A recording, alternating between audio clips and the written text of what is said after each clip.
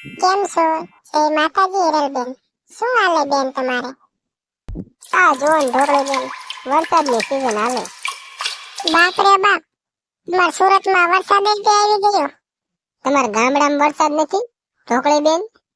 ના રે ના હિરલબેન, અમારે તો કાંઈ નથી. નકરા વિટોળિયા આવે અને ધૂળથી આપણને આખા ભરીને વિયા. એ ઢોકળી બેન, તમારા આવા લીલાડા વાતાવરણના ભજીયા ખાવા છે તો બનાવું. ના હિરલબેન ના, કઈ ખાવું નથી. ઘડીક બેસો ને શાંતિથી સુખ દુઃખની વાત કરીએ. કેટલા દિવસે આપણે મળ્યા છીએ. તમને ખબર છે હિરલબેન, આપણે નાના હતા ત્યારે કેવા નાકા પુગા થઈને વરસાદમાં નાતા નહીં? અને આપણા મમ્મી તે આપણને કપડાં કઢાવીને કહેતા કે જા નાય શરીરની હળાયું મટી જશે. તને ખબર છે હિરલ, આપણે ભણતા હતા ત્યારે ઓલો વિમલ વરસાદની રાબડમાં લપસ્યો હતો અને એના બે પગ પોળા થઈ ગયા હતા અને કા કેવો ઊંધા કાન ગયો તો. હા ઢોકળી, આપણે બધી બેનપણીઓએ કેવા દાંત કાઢ્યા નહીં? બિચારો કેવો ભોંઠો પડ્યો તો. એના કુલે પાણીનો ધાબો કેવો પડી ગયો નહીં? શરમ મારે બિચારો ત્રણ દી નિશાળે નતો આવ્યો કા. તમારા ગામડે કેવું કો?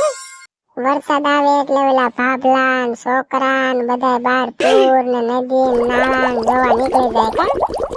અને અમારે ત્યાં સિટીમ વરસાદનું એક વાદળ બાળીને તે તરત કે હાલો અંદર ગીરી જાવ અને બારી બારણા કરો બંધ, વરસાદની વાસટ અંદર ગીરી જશે.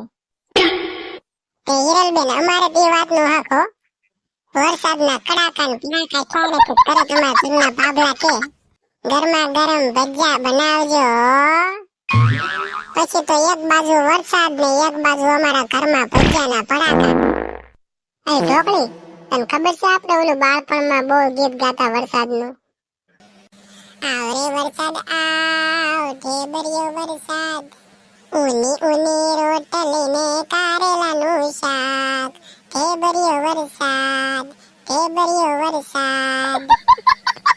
એ ઢોકળી, તે શાક ને રોટલી નું ગીત ગાયું ને તો મને યાદ આવી ગયું. અવતાર ભાઈ ને આવવાની તૈયારી જ છે. હાલો, વાતું બહુ થઈ ગઈ, રસોઈ બનાવી નાખીએ.